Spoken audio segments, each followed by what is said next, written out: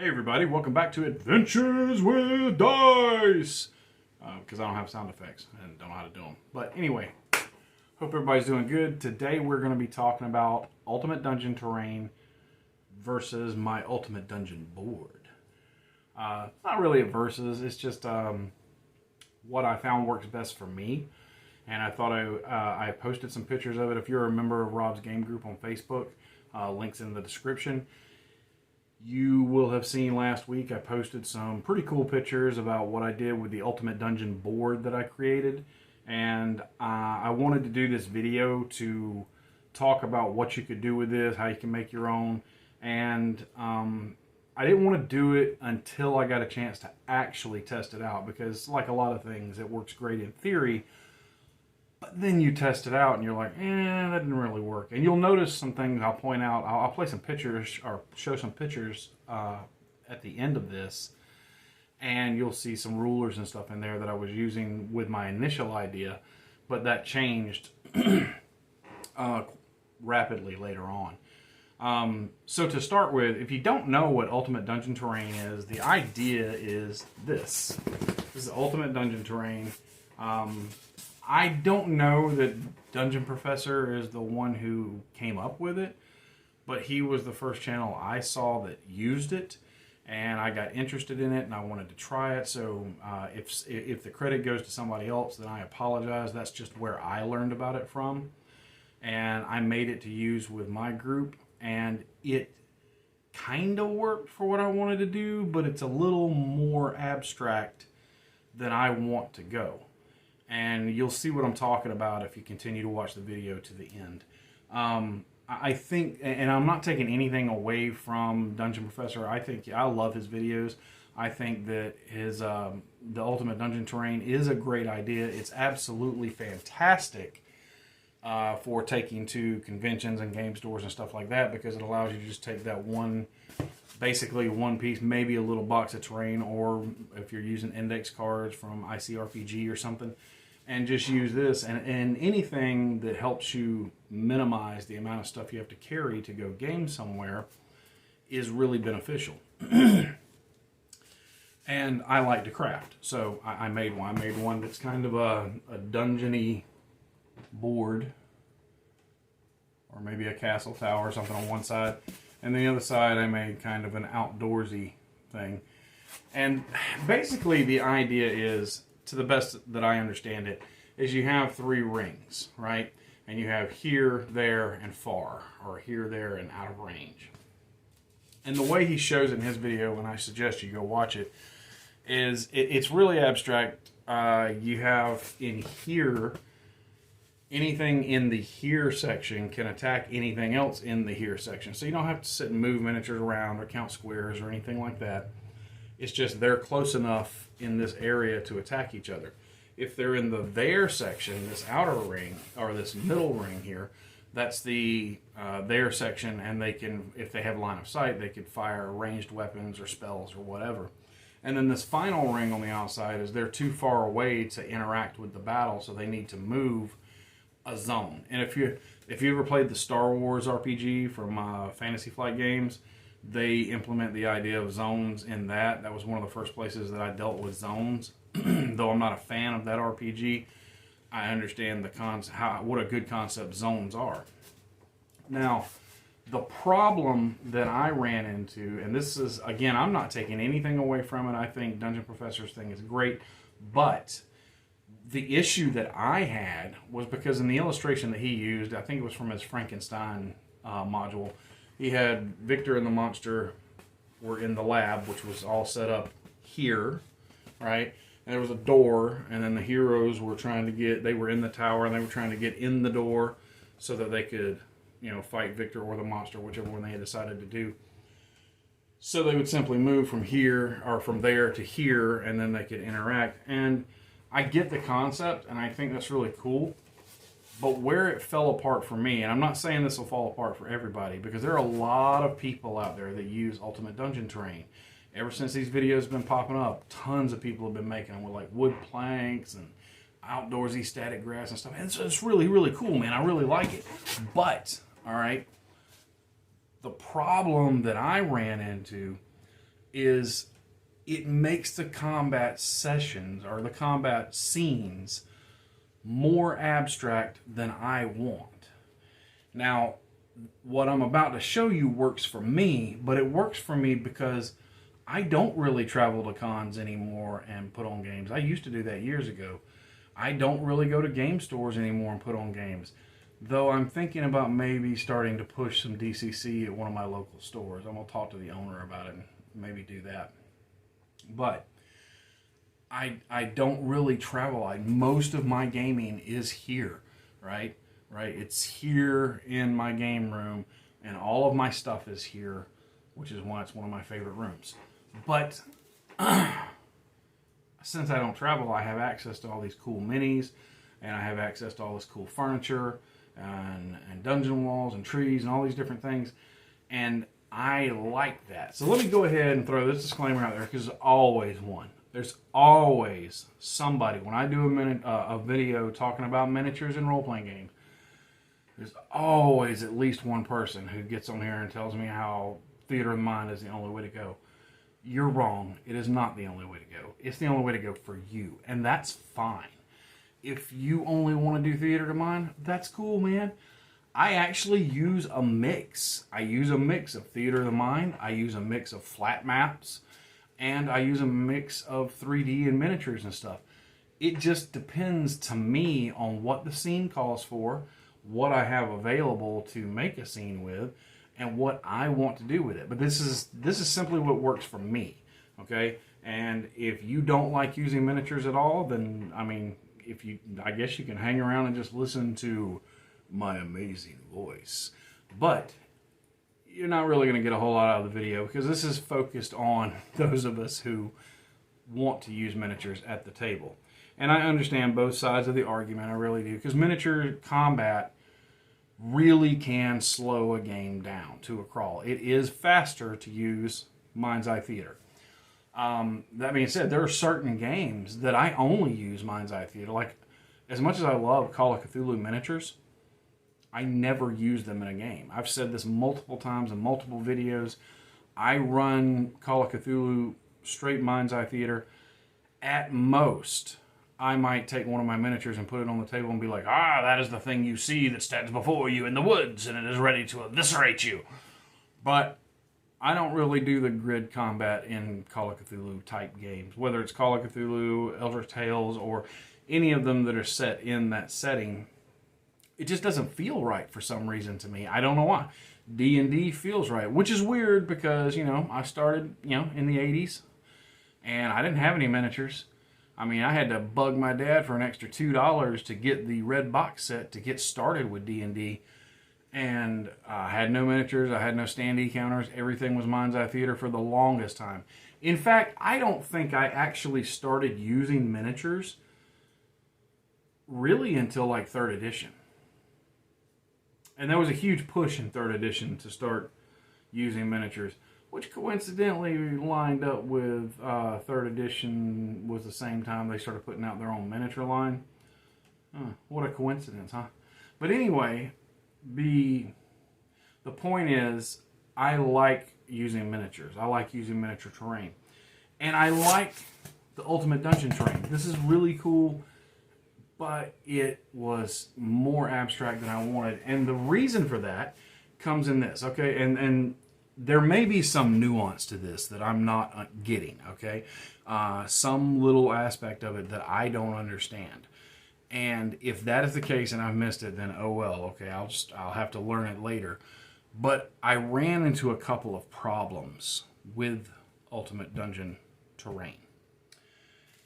The problem being, okay, so in his illustration, Dungeon Professor's illustration, he's got the monster and Victor in the lab, and everybody's trying to get to him, so they're trying to get from here to or from there to here and fight and so on and so forth. But my question starts to come in, well, what if the monster moves from here to there? Because then a certain area around the monster that is there now becomes here, but how much? It can't be the entire thing. That's way too much area for players and stuff to become here. And then Victor's still in here, so what if part of the party's coming after him? This is the same problem I would run into with multiple monsters, which I like to use. You'll see in some photos later. I like big combats with lots of monsters and stuff, and we did one of these last night. If I got a bunch of monsters on here and they're moving, because I hate static combat, like we just stand and shoot at each other with our bows until somebody dies. I like people moving around, utilizing terrain, ducking behind cover. To me, that's fun. It's cool looking, and my group and my players love it. Okay, so if I got a bunch of miniatures on the board, a bunch of bad guys here, and this bad guy moves here, and that bad guy moves there, and this bad guy moves here, and I got player characters over here, and I now have a whole bunch of different here's and there's on the board, which can kind of make your brain squishy a little bit. You know what I mean, man? It fries your mind. Now, does that mean I think this is useless? Absolutely not. I've hung on to it because, number one, I think it's pretty. But number two, I think, and I have used it since then. I used it in my Ravenloft game last Friday night. Flipped that bad boy to this side, and I think there's some pictures of this, and this is where I had my encounter with Madame Eva. In my version of it, most of the Vistani have been killed or fled Barovia, but she's trapped there due to a pact she made with Strahd years and years ago, and she's actually trying to help the PCs because she wants to flee Barovia as well, but she can't as long as the Devil Strahd exists in the castle. So, yeah, I've tweaked my story a little bit too, just to make it more interesting, but I have a picture that has the wagon and the Madame Eva figure, because my wife got me the whole Ravenloft set of figures that came out, I think, last year or year before, something like that. So I got a bunch of cool Ravenloft figures, and I'm like, well, I'm using these, right? I got to run this game the way I want it at least one more time before I check out. So we used this for the encounter, had her encampment set up, the gypsy wagon, and if you get mad because I said the word gypsy, then get bent, I don't care. All right, so because that's what they were, all right? Anyway, this is still useful.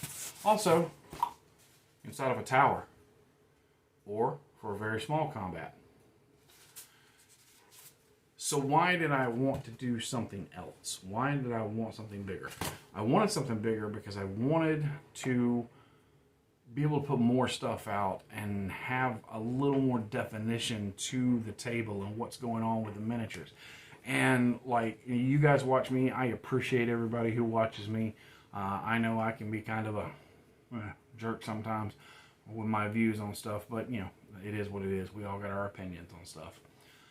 But when it comes to what I watch a lot of YouTube, and especially crafting, because I love crafting. I build stuff constantly. I end up having to like throw away or give away or whatever stuff because I build so much terrain. I literally have boxes of terrain in storage right now that I'm trying to get it all listed on eBay to get rid of it because I have a problem. I thought I could stop anytime I wanted to, but I can't. I just see things and I go, I can make something out of that. And then I do. And it's really, really cool. And I have certain key things that I hang on to. But that's beside the point. The point is, I wanted something a little bigger, but I didn't want to, like, you know, build a massive dungeon out on my entire table. I see how people have those set up at, like, Gen Con and stuff. And, like, the, what is it, the Dwarven Forge stuff. It's pretty. I mean, it is. It's also heavy, because I used to own some of it. But it's pretty, but that's a lot to set up, and it's a lot to tear down, and it takes up a massive amount of space. And I need room for my players and their dices on the table. You know what I'm saying? So I wanted something that was going to be smaller, but modular, that I could use. And like I'm watching, you know, Black Magic Craft, he does some fantastic videos. And if I ever get me a Proxxon cutter, I will definitely be doing some of his projects because he does some amazing stuff over there. But part of the issue I have with his dungeon tiles, and it's not anything, I mean, they look beautiful, but they're dungeon tiles, just painted up. And the idea that he uses is he uses the negative space on the board to represent the walls. So you're just putting tiles out. At the end of the day, you're still just putting tiles out. So you could just you could buy a $20 box of tiles from D&D and put those out if you wanted to, I guess. And I'm not taking anything away from what he's done. His work is absolutely beautiful. It's just that particular modular system is not what I wanted to do. I also wanted to make something modular and I wanted to have a bunch of dressing to put in the dungeon, because there is nothing more boring, and I've done it. Every DM here has done it at some point, usually early on, where we are drawing the map out for the dungeon we've created, and all we're focused on is getting you guys to the end. There's a big fight, right?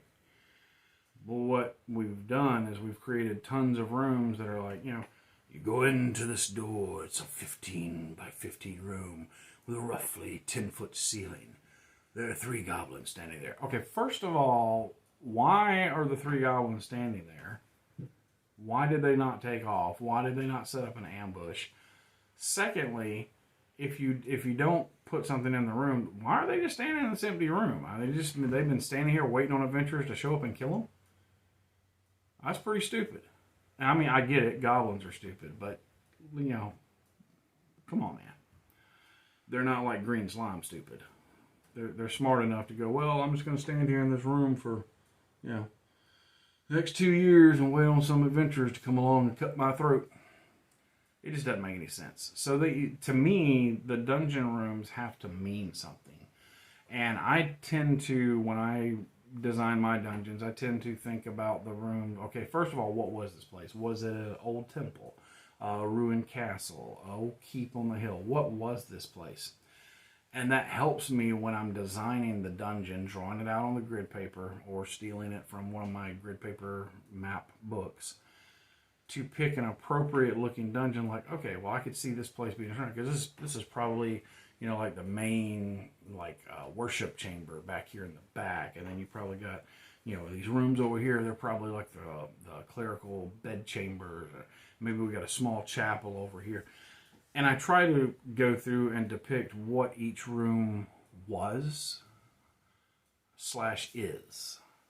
So it might have been this at one time, but the stuff has been defaced and torn up or repurposed. And now we have a room that, while it used to be a shrine, now that the goblins have taken over in here, well, they've turned it into their toilet room. And it stinks really bad. So my point with that is, I wanted something that was very modular, that I could change the rooms around on. And I didn't want something that was just, okay, well, we're just going to put a couple of pieces like a table and a thing, a door and a thing, and then put the miniatures here, and that'll just represent the room.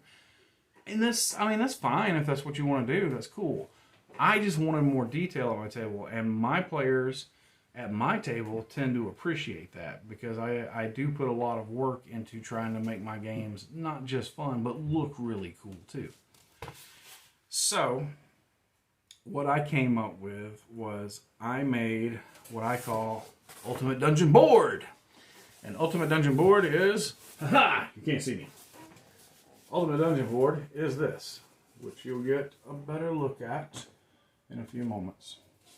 Now this is a 24 by 20 board, and I made it out of that blue insulation board. You get blue, pink, whatever. It just depends on where you buy it from. I got mine from Lowe's, and I buy the blue board. This stuff comes in 8-foot long, 4-foot wide sheets. It's like $16 a sheet. And then you can take it home and cut it. I got a ton of it over here. I'm going to make some more of these, like an ice one, and a grassy one. And you can do a lot with this. Now, if you'll notice, it's got these really cool squares on there. This is not for counting squares. Like, that is one thing that I was trying to get away from. It's one thing that drew me to the idea of the Ultimate Dungeon terrain to begin with, was I wanted to get away from the tactical counting squares things, because that's almost as bad as a war game. But that's the part that really slows things down in my games, is having to count out squares and stuff. I didn't want to do that. I wanted something that sped it up And so I made the dungeon. I did the tinfoil texture trick that you'll see on a lot of these videos. And then these squares that I did put in here of like cracked tiles, they don't mean anything. They mean nothing.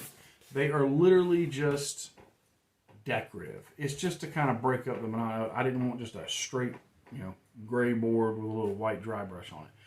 I wanted something decorative on it, and it does make the board pop and stand out. Again, you'll see in the video and the pictures.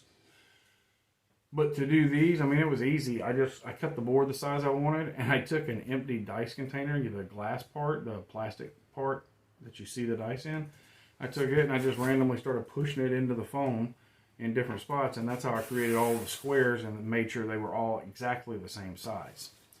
And then I just went to town painting it.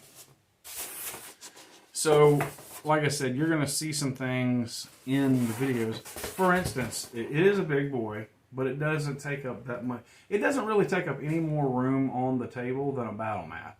Like most battle mats, there are battle mats that are actually bigger than this.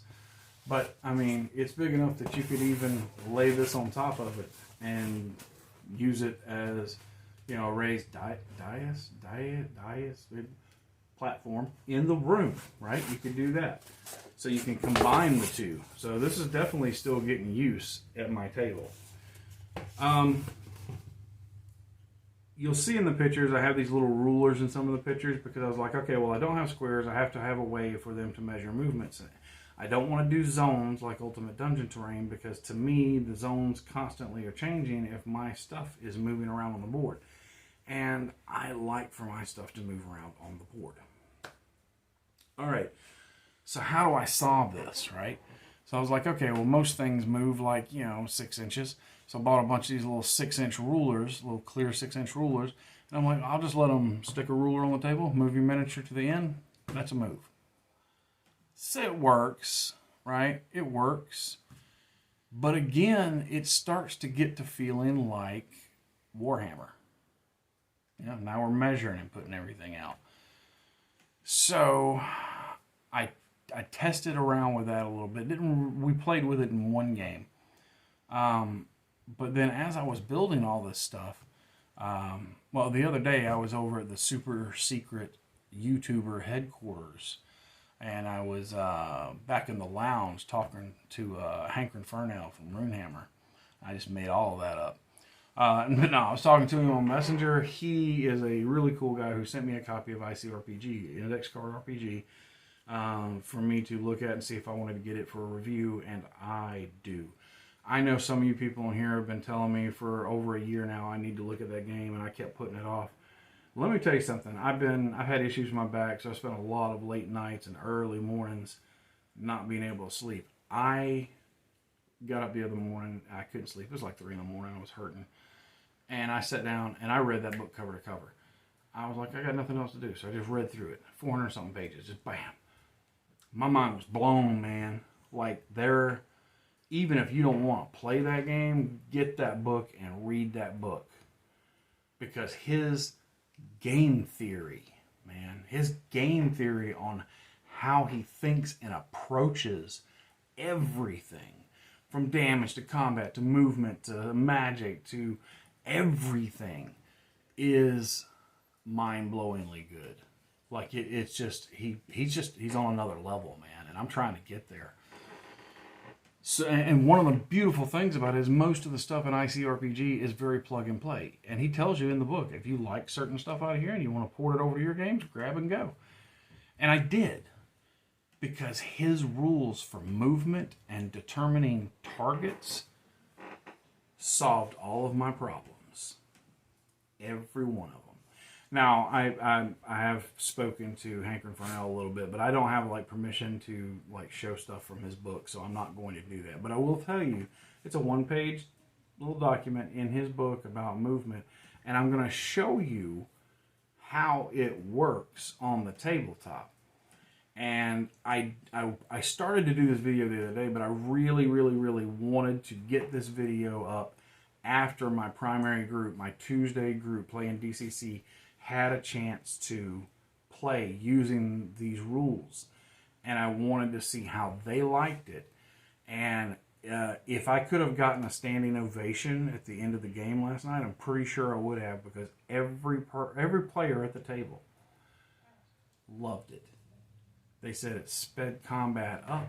It made things so much more clear. It was, after a couple of turns, it was easy to determine what they could and couldn't do, and they could just quickly plan and move stuff around. And it made it, man, it made it a little more cinematic, to be honest with you, just being able to grab and go. And this system that he has is so important, because at the end of the day, all we really care about as players or game masters is how far away is that dude I want to hit, or how far away is that lever, or can I make it to that wall? And multiple RPGs have tried to tackle this situation, including ye olde D&D from the old days, and it's been done multiple ways. But I'm telling you that the idea, the concept behind his close, near, far, and out of range system that is simply one page long in the index card RPG is the best I've ever seen in my life. All right, I read that, it like blew me away. So we're gonna jump on over to the table, and I'm gonna show you guys what we're talking about. All right, so here we have the Ultimate Dungeon board set up, and again, these squares were just put on here just for aesthetic, just to make it look a little more pleasing to the eye. And I'm not going to be setting up specific scenarios here that you can take and run in your game. I mean, you might get inspired by something, but you know, that's you. What I am going to do is I'm going to show you some of the stuff that I built that you can use on this and how versatile it is. And so let's start with you want to make a room. All right, you want to make a room, a big room, or a room they're going into. And these are made out of that same blue board. I made corners, I made long walls, I made some short walls. Got plenty of them here. Sorry about that. I had to readjust the camera, try to get a little better angle so you can see it a little better. Alright, so let's start with what we can do with this. So let's say we have a hallway, and there is no precise measurement. You could have a really wide hallway if you wanted to, or a short hallway. So let's move in here. Now, where does this hallway lead? This hallway leads to a dungeon door. Alright, and that dungeon door opens into a room. We throw our corner pieces on there, and you can just kind of play around with it, you know, putting stuff how you want it to be. And no, the walls don't all have to connect, because I mean, you like in a lot of the videos with using stuff like this, you just kind of put them out there to illustrate this is the size of the room. And does it end there, or do we have another door? Yes, we do. We have another door on this side that leads off on another hallway. And I don't know, maybe this is a four-way room, right? And you can put more hallways in here. Setting your room up how you like it to be. I hope the camera is catching all these angles. I can't really see it right now. So, but boom. Let's say your heroes are coming down the hallway, right? And they get to this dungeon door. And they want to get in there. Maybe they have to pick it. Maybe it's trapped, whatever. You got that in your GM notes. They get it open. They come into the room to explore. And voila! It's a big empty room with 4 more doors, or 3 more doors. Now, the thing with doing this is, in my opinion, if all you're going to do, and there's nothing wrong with it, if you like doing just empty rooms and people moving from room to room, that's fine, but it can be kind of boring. And if you're really just going to draw the shape of the room and let people move around in there, then you might as well draw it on a dry erase mat and save yourself a ton of time. So what really sets this off, what really makes this work, is dungeon dressing. And if you don't know, what I mean by that is adding stuff to the room to make it interesting. Okay, so I have dungeon dressing that I have 3D printed. I have dungeon dressing that I have built by hand. I have dungeon dressing that I have bought. These doors are the WizKid doors. I also have doors that I've printed, but I haven't painted them yet. But we want to spruce this room up when we're planning this room. So, you know what? Let's, how about this is a hidden door, right? And it's behind a fireplace that moves, but they have to find the trigger for that fireplace.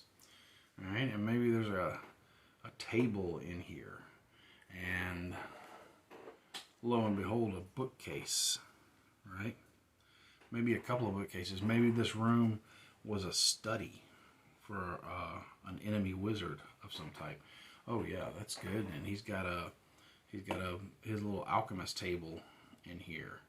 And of course, you know, he's a wizard, so he's probably doing his thing and having to sit down quite a bit. So we'll put him a chair in there. And they've just found this wizard study. And a bugbear jumps out, drops down from the ceiling. I don't know, crawls out from under a table, whatever. But your room is now infinitely more interesting for the fight that's taking place. And you can have a lot of fun with this. You can definitely build more than one room at a time, as you'll see in the pictures that I show at the end. You can build a lot of different stuff with this. Now, the movement thing that I was talking about that I got from Runehammer is it doesn't matter what your target is. So instead of the target being an area or a zone that's on the board already, each player will have a different target. Like the wizard may want to get to the bookshelves. The dwarf and the fighter may want to go for the bugbear. Our lady thief over here may want to get over here and try to see what these potions are on this table. So each of them would have a different target, right? Or maybe the fighter's going to go for him and the dwarf is going to go for this door over here to see if it's locked. So the way it works, and this eliminates you having to have grids, it eliminates you having to use measurements like rulers or tape measures, because that gets to feeling like Warhammer or Frostgrave or something. But it also eliminates having to use zones. And the way it works is you have these ranges: close, near, far, and out of range. Now there's nothing going to be out of range in this room because this room is way too small for it. Close means you are basically, and I say like within an inch. If you're within an inch of your target, whether it's the bad guy or the bookshelf or whatever, then you're close enough to interact with it. So if Rustov here is close to the bugbear, even if he's like right there, I say he's close. That means that he can attack. He doesn't have to move. He can just attack the bugbear. But my dwarf wants to get to this door over here, so Fulgor's going to make a run for this door, and that means that I would say he is near. He is not close because he's not like within an inch of it. So if he's near, that means he has to make a move, and then he can interact with it, and that's about 6 inches. So and a move is about 6 inches, and you got to understand that you're just eyeballing this for the most part. Because if you tried to, if you use the measuring stick, it definitely is going to take longer, just like counting squares. But you're giving up a little bit of tactical realism for the abstraction of the player going, hey, can Fulgor make it to this door? I look over and I go, yes, about 6 inches. Yes, he is near. He could move to the door and then interact with it. Okay, well, that's what he's going to do. He moves to the door to interact with it. All right, what about the thief?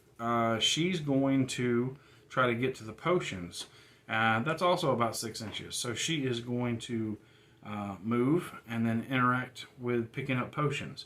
And he's closer, but he's still not close to the bookcase. So the wizard is going to have to move, and boom, now he's close. He can interact with the bookcase. So close is you can just interact with it. Near is you have to make a move around 6-7 inches, something like that, and interact with it. Far, which there's nothing far in this room, I would say is about 12 inches or more, so 2 moves. Because if this door wasn't here, and let's say Fulgore was way down this hallway, he was behind everybody, he's way more than 6 inches, but he's within 12 inches, roughly, of this guy. So he could get to the bugbear in 2 moves, but he used up 2 movement actions, so he can't attack. So that's close, near, and far. Fulgore was far. Or if he had a bow, he could fire his bow because he was far. Now, if Fulgore had not made the turn into this hallway, he would be out of range. So he can't interact at all. So there's close, near, far, and out of range. It's very, very simplistic, but it works. We tried it last night. I explained the entire situation. I explained how it worked to my players. And then we did it. And we did a massive battle, a really big battle last night. There was a bugbear that was torturing prisoners. He had a bunch of hobgoblin minions working under him. And then they also had a bunch of regular goblins in the room, which were cannon fodder. And the heroes were going into this big room with all kinds of stuff in there. People were using for cover and whatnot, tables and everything. And we had a blast with it. And after a couple of turns, the players got used to close, near, far. And once they get used to close, near, far, you're good, baby. You're good. Your game's going to run smooth. So let's just pull these guys off, set them over here. Maybe they killed the bugbear, maybe they didn't. Who knows? But let's look at some other things that you can do with this terrain. The way I've got it set up. All right. Now, of course, this is going to require you to get dungeon dressing to do all this stuff. But if you are a 3D printer, that's not hard to do. These walls and stuff, these are built out of foam core. I put them on cardstock or not chipboard, which is like cereal box stuff. You can throw them all over the place. They're fine. You probably shouldn't throw them all over the place unless you have a cat. You can throw them at your cat. That'd be kind of fun. But you could do, let's say you want to do a big room, right? All right, I want to do a big room like I did last night. Like we're going to have a battle. Man, there's going to be all kind of stuff going on in here. We're going to load this room up with stuff. And let's see, let's use one of these dungeon doors. Let's say my heroes are coming in here, right? They're coming into the room on this side. And you don't have to put walls across here because it's implied that this is the shape of the room. I do it a bit for aesthetics, but you don't have to do that. You could just leave it like it is, pull these off, obviously. But let's throw some stuff on here. Let's say there's one more exit out of this room, and it's over here, right? And we're gonna put a short wall next to it. Put a short wall next to it on this side. Maybe we need to move stuff around so it fits a little better, but there we go. All right, now we got that. This is, we're going to take a few of these pieces. And we'll put a short one in there. And then we'll do that and that.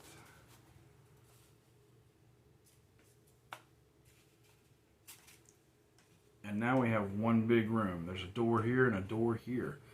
And who knows what's in this room? Maybe there's some rusty prison cages in this room, and maybe the bugbears have got prisoners in here, and they've got their goblins watching them, right? I mean, that's kind of cool. Still interesting. Maybe we got a rusty old weapons rack up against the wall over here. All right, and maybe here you could do this too. It's an underground dungeon. Maybe part of the ceiling has collapsed in, and there's some big blocks in the room. big rocks in there. Who knows? Maybe it's part of a tomb, or was part of a tomb. So we got some graves we can put in here, and they, it's not part of a tomb anymore. It's been used by these bad guys, right, for a torture chamber, and we've got plenty of stuff for that. Maybe they got a table over here for their torture implements. And I don't know. Oh, here we go. Some curio cabinets. All right, put one there, one there. That's what they keep their stuff in. And then, our heroes are gonna come in the door, ready to put a whooping on somebody. So there you go. You can create a really big room really quick. Let's look again at some stuff you can do, because it doesn't always have to be like, inside a dungeon. And I'm probably going to do more of these boards that are different environments, just to give me, so it doesn't get so stale at the table. We don't always have just the same thing over and over again. But let's see, what can we do? Let's move these out of the way. Grab that, grab that. I did this in one of my pictures, but I'll show you how I set it up here. Let's say we've got a room over here, and this is like a courtyard we're gonna do, right? There's a courtyard to a creepy old rundown castle, and maybe inside this room we've got some prisoner cages, right? And then boom, and then we need some doors to get in here. Maybe there's one door there and one door there, right?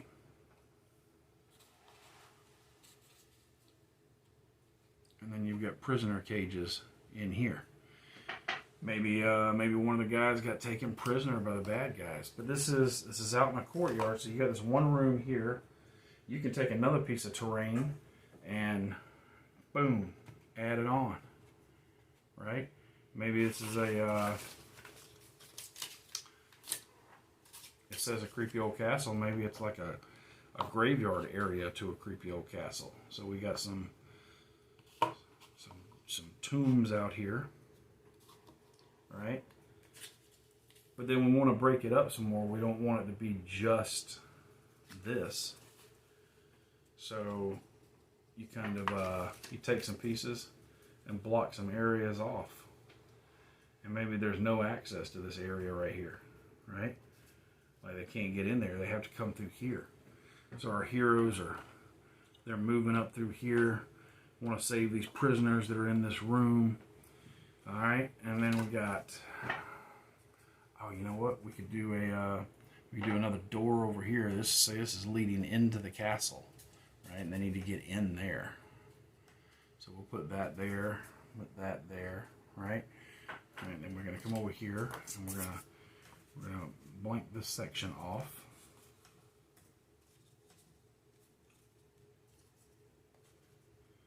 All right, there we go. We got us a pretty cool setup there, and maybe this place is falling into ruins too, And we got some rocks and boulders lying about. Let's throw one over here. And then wouldn't you know it, that daggum bugbear's back, and he's got gobbo friends that are running around over here causing all kind of chaos. And you didn't see that coming, did you? Hobgoblins coming out of nowhere, baby. That's right. And they might be armed differently on the miniatures, but I'm going to give them bows because my players like to shoot at my bad guys, and I'm gotten tired of it, so I'm starting to shoot back. Hey, here's a cool piece. Maybe we throw this little dial thing out here. Boom! There's a big bonfire right there. That's a cool courtyard scene or graveyard scene or something that can be used, and you got enemies that are inbound. You got to get through this locked door to save these prisoners in here. There's just a lot of stuff you can do with this, and it's really very cheap. These things are made, these cages are, he did them on Black Magic Craft. I did a slight different variation with them, but they're granny grating with toothpicks and some cardboard for stability. and they're pretty stable. And I've got some little jumper rings at the dollar store and put on there to look like a handle on the cage. But you can use these things. These are fantastic. Paint them up as rusty cages. You got jail cells. Again, these are WizKid doors. They're easy to get your hands on. And then building this stuff, man, it just takes time to paint it. That's it. Like, that's all you really got to do is just take the time to paint it. And then get you some dungeon dressing so you don't just have walls and rocks. You want to have more exciting stuff than just walls and rocks. That's what's going to really sell the scene, and it makes it a lot of fun. And if you like crafting, that is the way to go. If you want this stuff and don't like crafting, then you need to find somebody who does like crafting and pay them to make it for you. That's pretty much it. I'm going to do some more videos when I do the ice field and the grass field for my Ultimate Dungeon board, and I'll come back and do another video and show you what we can do with some of that stuff. But I hope you enjoyed taking a little closer look at it. We're going to switch back over to the other camera real quick, and then I'm going to try to show you some pictures that I took of different setups and things I've done with this, and why I find it to be better than the Ultimate Dungeon Terrain board, but it's better for me. I'm not saying it's better for you. You might like the Ultimate Dungeon Terrain board better and the very abstract way that it allows you to do combat. I'm not knocking that. I understand that concept, and yes, I get it. That can work. But I have all this stuff. I like to show it off. I like to play with my toys. So that was my idea, was build me a board that I could play with my toys on and have fun with my friends and eat some snacks and watch some bad guys die, and that's what we do. So we're going back to the other camera now. Alright, so we're back. I hope you enjoyed a look at my Ultimate Dungeon board and my modular dungeon system. Like I said, I'm going to do some other videos when I get more stuff built. And again, if you'd like to see some of this stuff early, join Rob's Game Group on Facebook. The link is in the description, and you'll see some of this about a week or so before I do it. I'm going to try to add some pictures in here as I'm talking, and I'm not going to explain every one of them. You kind of get the idea. I'm just going to let them roll through here. Excuse me. And hopefully you get inspired to do your own thing. I mean, there is so much stuff out there to craft, man. The DM craft, DM Scotty.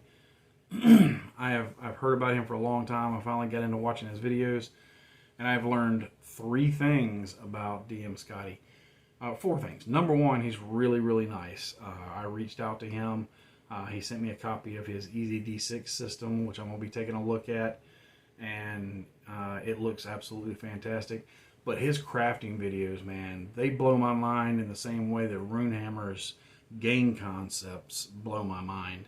And I feel like I feel like I've hit this renaissance of new ideas and ways to put games together. And it's kind of like I talked about in my What Version of D&D is Right for You video. I have found that over time, I'm a hack. And what I mean by that is I've been hacking together D&D or my own D&D for a very long time and didn't even realize that's what I was actually doing. But I've been taking things that I like from different systems and adding them into my GM's notebook. And I'll probably do a video on that again soon too, just to kind of show some of the stuff that's in it and the wild and crazy chaos that is my head when I'm putting things in my GM notebook to use. And hopefully that inspires you, because that's one thing that as a game master, dungeon master, referee, judge, whatever you want to call yourself, storyteller, you need a dedicated notebook for keeping all this information in. And I cannot stress that enough. But yeah, man, DM Scotty is a super cool guy. His videos are fun to watch. He is the godfather of crafting. Like, I watch a lot of different people's crafting videos, and I've gotten a lot of good ideas from different people's crafting videos, but DM Scotty is fantastic. But here's the thing, man. Here's number 1, I learned he's really, really nice. Number 2, I he eats a lot of donuts because he constantly has donut boxes to use in his crafting. or he I don't know, maybe he works at a donut place or knows somebody at a donut place. But I find it hilarious how often he constantly brings up, oh, you can just use this from a donut box. And I'm like, well, I'm not allowed to have donuts. I got diabetes. But he constantly uses donut boxes. He builds some very, very amazing craft stuff. And listening to him talk about his craft as he's putting the videos together, I'm gonna go out on a limb here and say that he is the Bob Ross of miniature crafting. I got so many great ideas. He did a video. I watched it last week, I think, on using dollar store Jenga blocks to make, tavern pieces and bars and dressers and doors and big hefty tables. So dollar store hunting and got me one of these things, and I made a bunch of it. And he's right, man. They paint up. Like, I learned a technique, the way he does his wet blending of his dark brown and his kind of a yellower color for highlighting to simulate planking in the tables and the wood and stuff like that was just phenomenal. And it had never occurred to me to use it like that until I watched his video. And I tried it, and I made like 2 tables, 2 dressers, 2 chiffon-robes, and some bar pieces in case I ever want to have them get in a bar fight in the inn. But yeah, his videos are absolutely amazing. I've dropped a whole bunch of names in here. These are people that I watch all the time.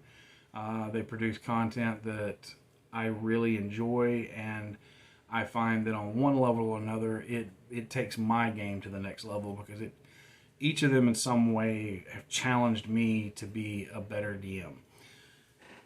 So with all of that said, keep in mind that I don't, again, this video wasn't really about trashing the UDT. I like the UDT, and as you can see from some of the pictures, hopefully I get them posted in here, right? If not, go over to Rob's Game Group, you can see them there. But those pictures, there's some of them where I combine the UDT with my UDB, my Ultimate Dungeon board, and use the 2 of them together. So yeah, check that out. I totally understand the concept behind it. Maybe I'm missing the concept on multiple enemies and how you track all that, because that seems like in an abstract way it could get really complicated, especially if you're somebody like me who likes to use a lot of bad guys in a scene. So that was what really propelled me forward, that and the fact that I have lots of toys I want to put on the table and play with. Those are the 2 things that propelled me to do the Ultimate Dungeon board. So, check it out. If you have questions about where I got certain things or how I made certain things, you can feel free to put them in the comments below. Ask me about them. I will get to them as soon as I possibly can, depending on when I see the comments, and hopefully YouTube notifies me. If you've got, I don't know if you guys want to see me do some crafting videos, maybe I can do some of that. I don't know. I haven't actually done a lot of crafting videos. I've done more of talking about it after the fact that I've built it, because it's just faster to film that way. But if you'd like to check out some of the stuff a little early, check out Rob's Game Group. Again, link is in the description. There's my Amazon wish list. And there's plenty of ways to contact me in the description of each video. And until next time, my friends, good gaming and good luck.